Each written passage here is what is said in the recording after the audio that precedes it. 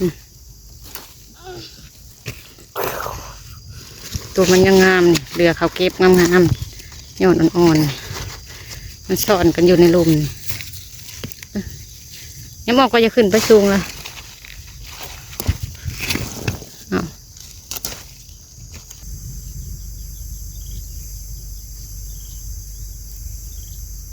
เขาก็คอชื่นมาเล่าเลยพี่น้อง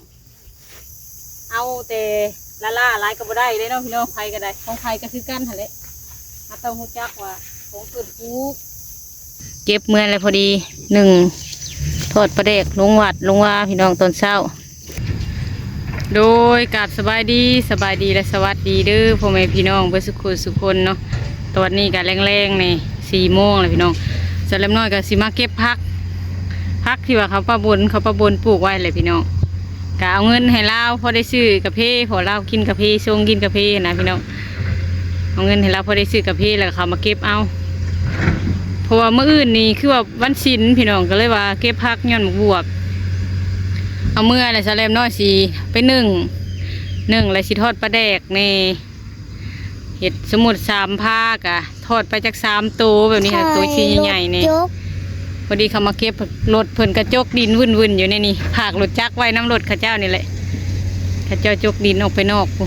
พอดีอยู่คนหลายผู้หญิงก็มีข้าเจ้าอยู่ในนี่กะมากับไม้เที่ยวไปเป็นยังไงก็ไปเบิ่งไปชมน้องกันพี่น้องเก็บพักก่อนไม่ย่างเก็บพักก่อนยืนเบิ่งรถหรือเก็บพักก่อนพี่น้องกัน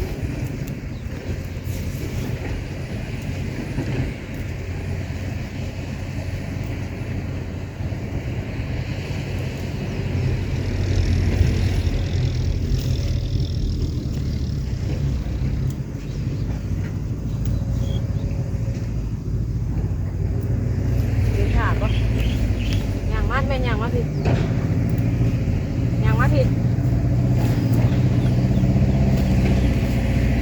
รถตะกี้งามเดี๋ยวนี้มันอย่างงามปานใดนะเด็ดลาย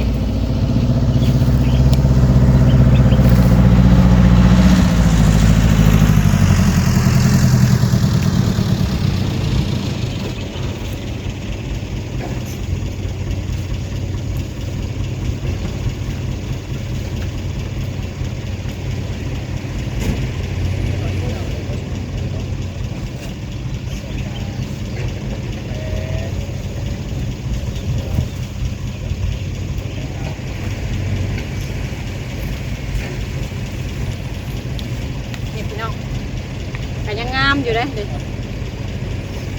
เก็บไปหนึ่งเลยทอดปลาแดกตอนลงวัดเนาะ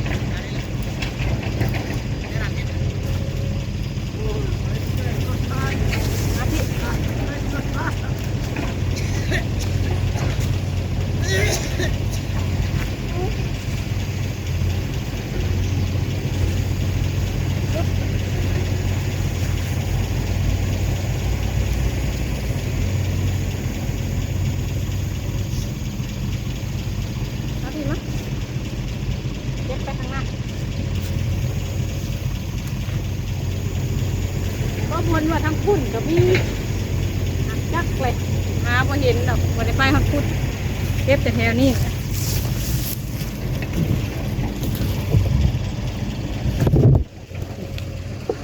มาเก็บทั้งนี้มันนี่คือพี่เทียวอย่างมาเก็บทั้งนี้ก่อน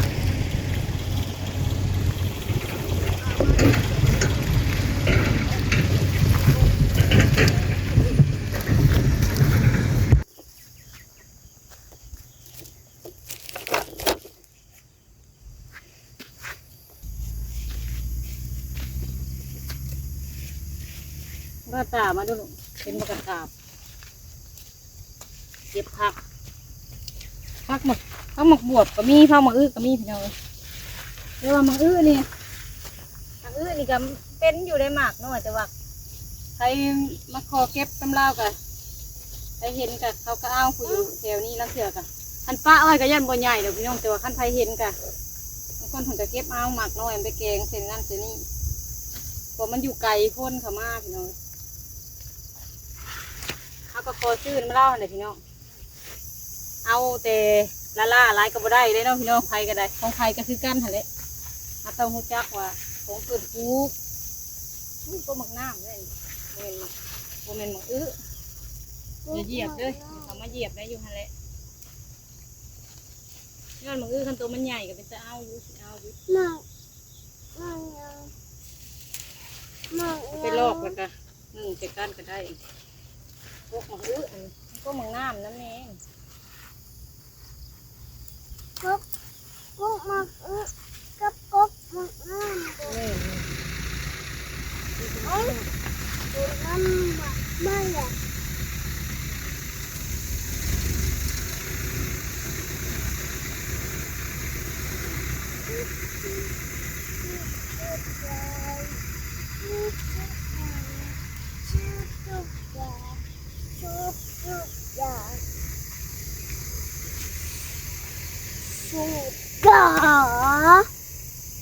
สูบยาบอก เก็บเอาสั้นๆนั่นยอดมันบ่งามปานใด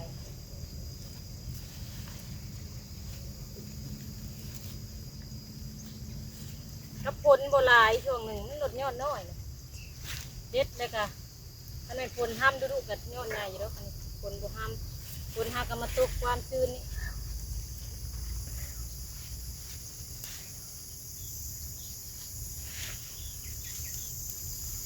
นี่พักพี่น้องกับที่ประเด็กตอนอาหารบ้านๆนั่นนี่เลยเพิ่นหลายคนหมักผู้เฒ่าประเทศหมักพี่น้องเห็ดลงวัดลงว่านี่แซ่บกว่าแนวอื่น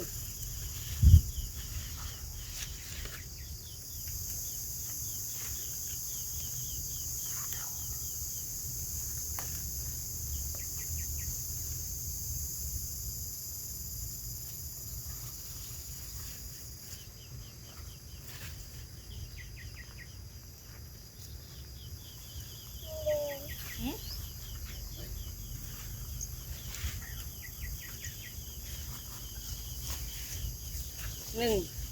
นึ่งคักๆพี่น้องเอ้ยแต่เล็กน้อยก็ยังคิดอยากหนึ่งคักๆทอดปลาเด็กตอน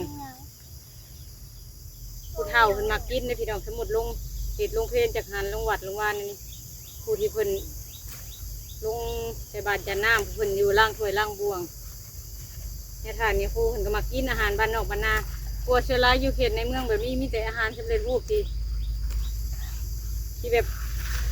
ซีนแห้งบ่หมูซีนยังขัวซีนหมูแนวแบบอาหารแบบซื้ออยู่ในตลาดอะไรพี่น้องอาหารบ้านๆก็ไม่ออกเป็นซื้อหรือเป็นหาได้ประเภทเฮ็ดพวกอย่างไข่อารมณ์แต่สีแซ่บไปอีกอย่างพี่น้องเลยอาหารซื้ออาหารแห้งกับบ่แซ่บปานใดกินดูอะไรกับเบื่อ เบื้องตีนเนมออกก่อนให้ที่เขาจะเหยียบหดพักฝนตกแต่ละเปียกไม่ยังไงหมกบวบ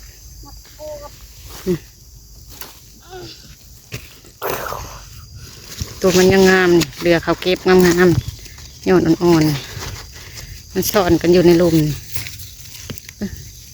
ยังบอกก็จะขึ้นไปสูงเลย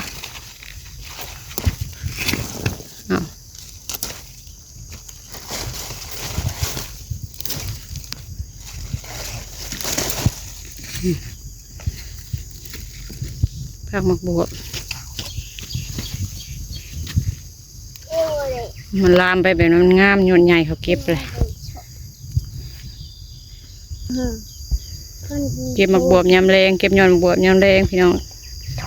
ย่างแต่ภาคเบื้องนั่นพูดแล้วพูกายทางตัวนี้เข้าไปกับนู่นนั่นอีก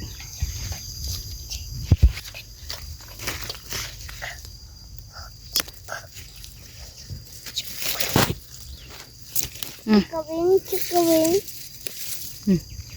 ยอดใหญ่ทางนี้นะโบเมนได้พี่น้องโบเมนบวบตัวนี้เครือหญ้าเครือพักแนวอื่นยังเคียว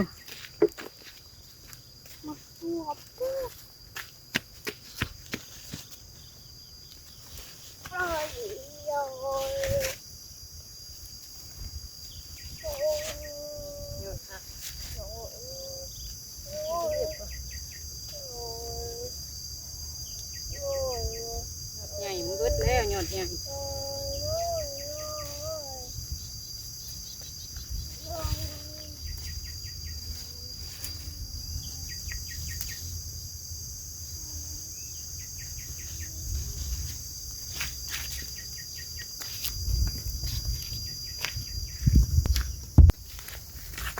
มาเก็บนอนนี่ตัว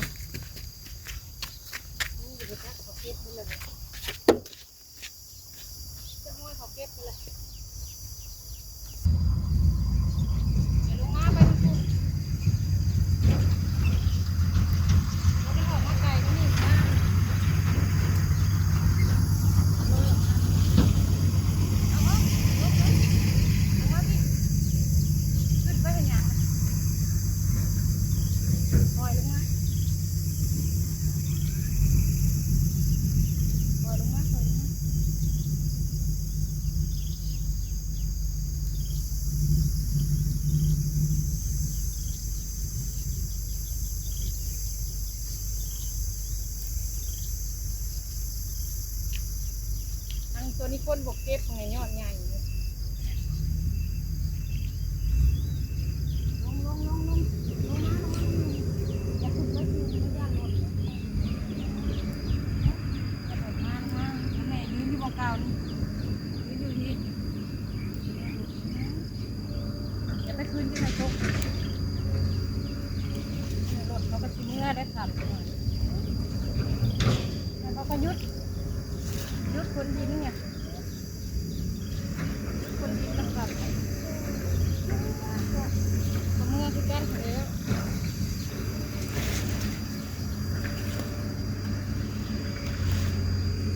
ก็หมดก็มีมุนงามหลายเดี๋ยวมาพี่ลูกมาพี่ยังมาพี่มั้ยมุนงามเลยยืนอยู่แล้วเจ็บพักแล้วเมื่อที่แก้นแล้วพักแล้วก็เมื่อเลยขึ้นนี่บ่ยืนทางแล้วขึ้นนี่บ่ขึ้นนี่บ่ขึ้นนี่บ่บ่ขึ้นได้บ่ขึ้นเนี่ยมันสูงๆเนี่ยมันสิตกขึ้นยันมันมีงูได้ยันมีงูเนี่ยเลยบ่ขึ้นยืนอยู่หั่นแหละยืนบนเป็นเป็นเด้อร่มบ่โอ้ทั้งสูง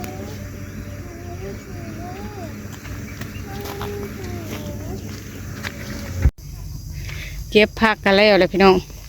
เก็บมาแต่ข้างนี่ข้างเดียวพี่น้องเลยข้างนี้ข้างเดียวย่างข้างเบื้องนั่นเบื้องทางเมื่อเลยแต่ว่าเก็บมาแต่บริเวณแถวนี้แหละก็พ่อพี่น้องเลยก็ได้มือหนึ่งแล้วก็ลงวัดแล้วก็ยาเบื้องนั่นก็ย่างอยู่ดอกแต่ว่าบ่ได้ไปเก็บเอาแต่เบื้องนี่แหละก็ได้เลยหลายเติบเลยพี่น้องนี่